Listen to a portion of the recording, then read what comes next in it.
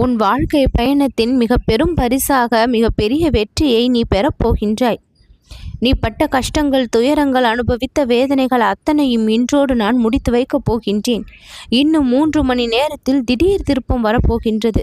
அந்த திருப்பத்தின் அடக்கம் என்னவெல்லாம் என்று இப்பொழுது நான் தெரிவிக்கின்றேன். உன்னுடைய மனதை லேசாக்கி கண்களை மூடி இந்த கணபதியை நினைத்து இந்த பதிவை மட்டும் நீ முழுவதுமாக கேட்டிருந்தாயானால் சர்வ நிச்சயமாக திடீர் திருப்பம் உன் வாழ்விற்கு வந்தே தீரும். அந்த திருப்பம் உன்னுடைய கண்ணீரை துடைக்கக்கூடியது, உன்னுடைய கவலைகளை போக்கக்கூடியது, உன்னுடைய விருப்பங்களை நிறைவேற்றக்கூடியது.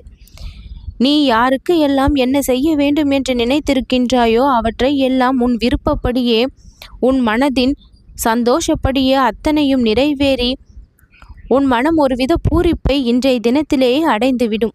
இது எல்லாமே இப்பொழுதே நடக்குமா என்று கேட்டால் நிச்சயமாக நடக்கும். இந்த கணபதி உனக்கு பரிபூரண அருளை இன்றைய தினத்தில் நான் மிகவும் சந்தோஷமாக கொடுத்திருக்கின்றேன். நான் சந்தோஷமான மனநிலையில் இருக்கும் பொழுது நீங்கள் கேட்ட வரங்களை எல்லாம் ஒவ்வொன்றாக கொடுத்துவிட்டு செல்கின்றேன். மனப்பூர்வமாக ஒரு சில விஷயங்களில் நீ மன்னிப்பை என்னிடம் கேட்டிருக்கின்றாய்.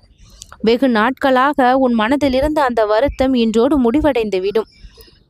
பிறரிடம் ஏதாவது கருத்து வேறுபாடோ, சண்டை சச்சரவோ, மனஸ்தாபமோ, மனக்கசப்போ எது இருந்தாலும் அவர்களிடம் மனம் விட்டு பேசி அந்த பகையை வளர்த்து கொள்ளாமல், தவறு உன் மீது இருந்தால் மன்னிப்பை கேட்கவும், தவறு பிறர் மீது இருந்தால் அவர்களை மன்னித்து விடக்கூடிய இந்த குணத்தை நீ வளர்த்து கொண்டால், அந்த பகைமையை கைவிட்டால் உனக்கு வாழ்விற்கு தேவையான அத்தனை நிம்மதியும் தானாக கிடைக்கும்.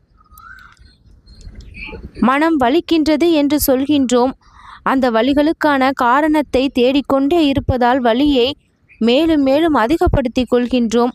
ஆனால் அந்த வலியை மறந்து நமக்கான வேலைகளை சிறப்பாக செய்ய முடிகின்றதா என்று கேட்டால் அதுவும் கேள்விக்குறியாகி விடுகின்றது.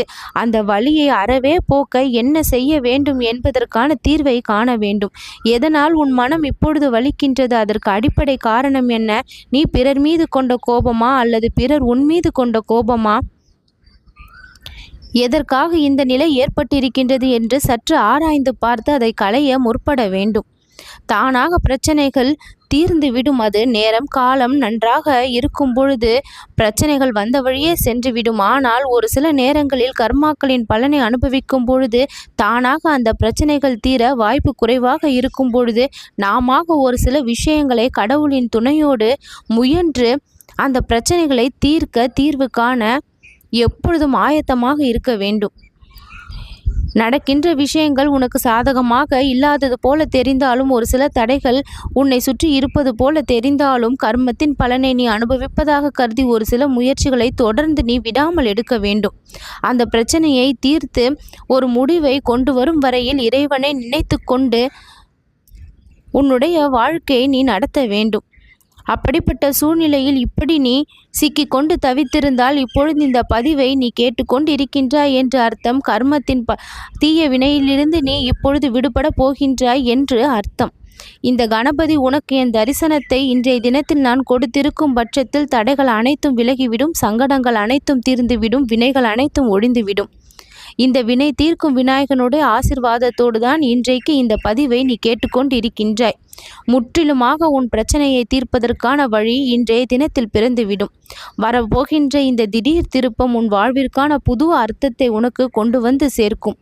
நிச்சயமான நல்ல தினம் இன்று. பிரச்சனைகள் தீர்வதோடு மட்டுமல்லாமல் இன்பத்தையும் கொண்டு வந்து சேர்க்கப் போகின்றது. முக்கிய விருப்பத்தை நிறைவேற்றி தரப்போகின்றது. நல்லது நடக்கும்.